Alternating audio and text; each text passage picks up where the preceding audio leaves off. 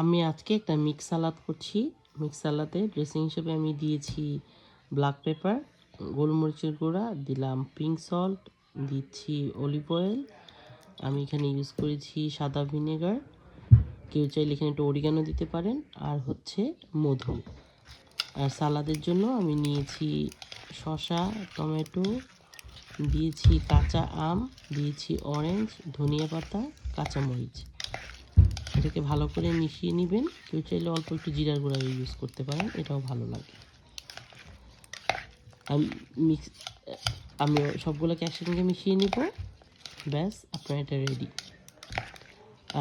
I'm making mixed salad today.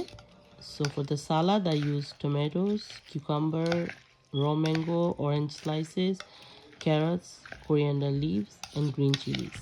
For dressing I use honey, black pepper, vinegar, olive oil and little bit of pink salt.